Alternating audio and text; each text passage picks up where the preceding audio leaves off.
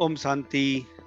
आज का अव्यक्त महावाक्य 2 फरवरी 1972 से लिया गया है, जिसका शीर्षक है प्रीत बुद्धि की निशानियां। सभी अव्यक्त रूप में स्थित हो, यह तो जानते हो। अव्यक्ति मिलन अव्यक्त स्थिति में स्थित रहने से ही कर सकते हो। अपने आप से पूछो, अव्यक्त स्थिति में स्थित रहने के अनुभवी मूर्त कहाँ तक बने हैं। अव्यक्त स्थिति में रहने वालों का सदा हर संकल्प, हर कार्य अलौकिक होता है। ऐसा अव्यक्ति भाव में व्यक्त देश और कर्तव्य में रहते हुए भी कमल पुष्प के समान न्यारा और एक बाप का सदा प्यारा रहता है। ऐसे अलौकिक अव्यक्ति स्थिति में सदा रहने वाले को कहा जाता है अल्लाह लोग। टाइटल तो और भी हैं। ऐसे को ही प्रीत बुद्धि कहा जाता है। प्रीत बुद्धि और विपरीत बुद्धि दोनों के अनुभवी हो, इसलिए आप लोग मुख्य स्लोगन लिखते भी हो।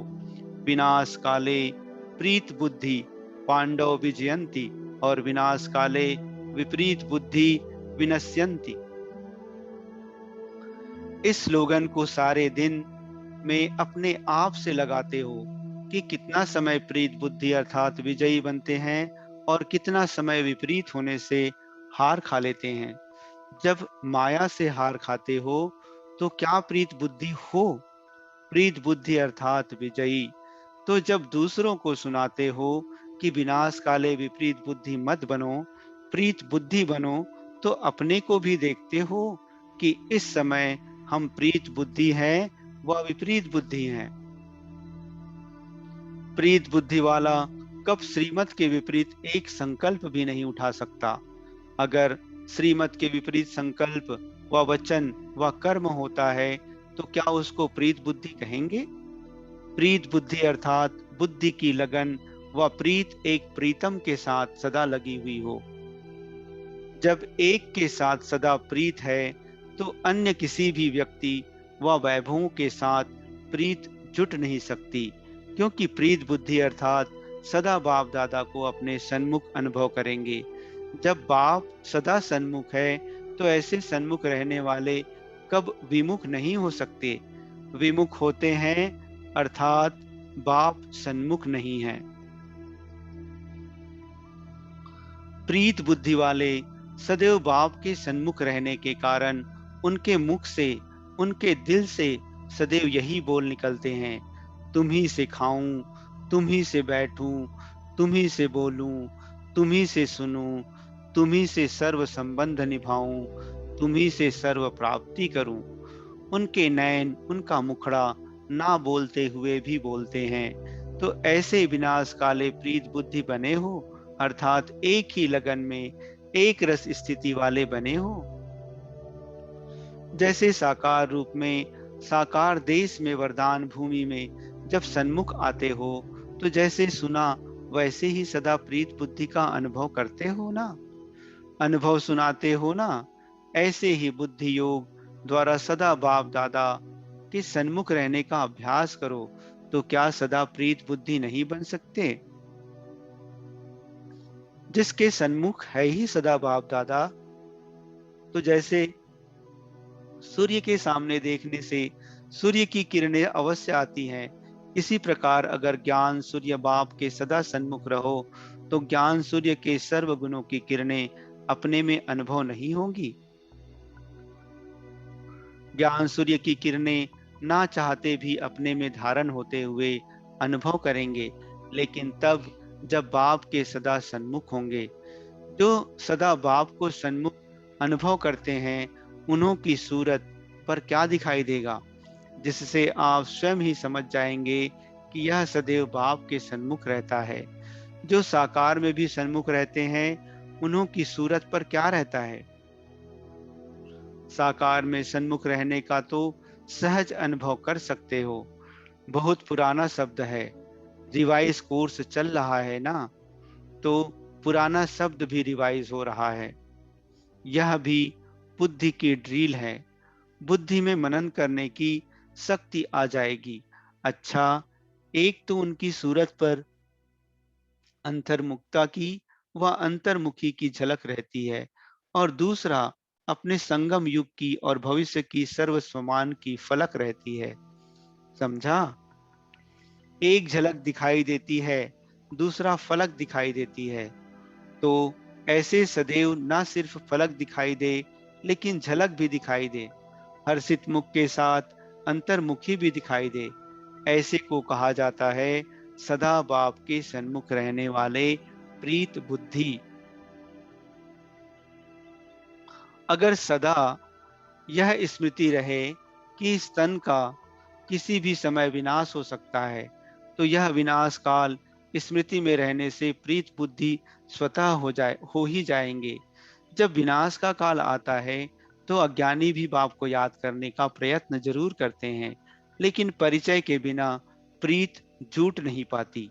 अगर यह सदा स्मृति में रखो कि यह अंतिम घड़ी है, अंतिम जन्म नहीं, अंतिम घड़ी है, यह याद रहने से और कोई भी याद नहीं आएगा। फिर ऐसे सदा प्रीत बुद्धि हो, श्रीमत के विपरीत तो नहीं चलते हो। अगर मनसा में भी श्रीमत के विपरीत व्यर्थ संकल्प व विकल्प आते हैं, तो क्या प्रीत बुद्धि कहेंगे? ऐसे सदा प्रीत बुद्धि रहने वाले विजयी रत्न बन सकेंगे? विजयी रत्न बनने के लिए अपने को सदा प्रीत बुद्धि बनाओ, नहीं तो ऊंच पद पाने के बजाय कम पद पाने के अधिकारी बन जाएंगे। तो सभी अपने को विजयी रत्न समझते हो? कहाँ भी किस प्रकार से कोई साथ प्रीत ना हो, नहीं तो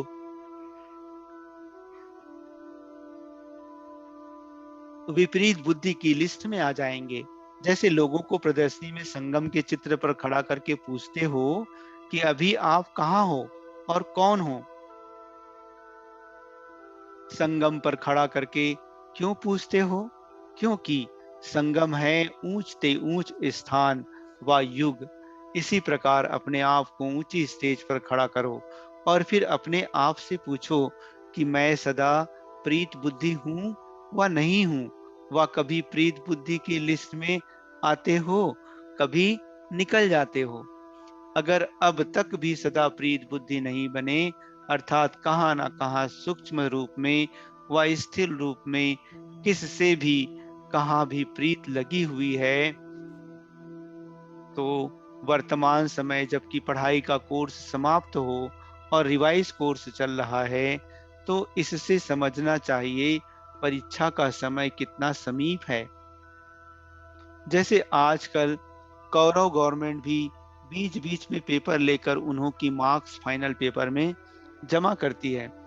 इसी प्रकार वर्तमान समय जो भी कर्म करते हो, समझो प्रैक्टिकल पेपर दे रहे हैं और इस समय के पेपर की रिजल्ट फाइनल पेपर में जमा हो रही है।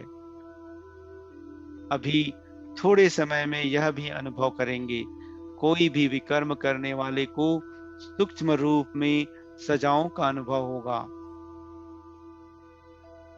जैसे प्रीत बुद्धि चलते फिरते बाप के चरित्र और बाप के कर्तव्य की स्मृति में रहने से बाप के मिलने का प्रैक्टिकल अनुभव करते हैं, वैसे विपरीत बुद्धि वाले विमुख होने से सूक्ष्म सजाओं का अनुभव करेंगे। इसलिए फिर भी बाप दादा पहले से ही सुना रहे हैं कि उन सजाओं का अनुभव बहुत कड़ा है। उनके सीरत से हर एक अनुभव कर सकेंगे कि इस समय यह आत्मा सजा भोग रही है। कितना भी अपने को छिपाने की कोशिश करेंगे, लेकिन छिपा नहीं सकेंगे। वह एक सेकंड की सजा अनेक जन्मों के दुखों का अनुभव कराने वाली है। जैसे बाप के सन्मुख आने से एक सेकंड का मिलन आत्मा के अनेक जन्मों की प्यास बुझा देता है, ऐसे ही विमुख होने वाले को भी अनुभव होगा। फिर उन सजाओं से छूटकर अपनी उस स्टेज पर आने में बहुत मेहनत लगेगी। इसलिए पहले से ही वार्निंग अर्थात चेतावनी दे रहे हैं कि अब परीक्षा का समय चल रहा है। ऐसे फिर उलाहना नहीं देना कि हमें क्या मालूम कि इस कर्म की इतनी गुह्य गति है। इसलिए सूक्ष्म सजाओं से बचने के लिए अपने से ही अपने आप को सदा सावधान रखो। अब गफलत ना करो। अगर जरा भी गफलत की तो जैसे कहावत है, एक का 100 गुना लाभ भी मिलता है और एक का 100 गुना दंड भी मिलता है। यह बोल अभी प्रैक्टिकल में अनुभव होने वाले हैं। इसलिए सदा बाप के सन्मुख सदा प्रीत बुद्धि बनकर रहो। अच्छा, सदा सन्मुख रहने वाले लकी अर्थात भाग्यवान सितारों को बाप दादा भी नमस्ते करते हैं। अच्छा, ओम शांति।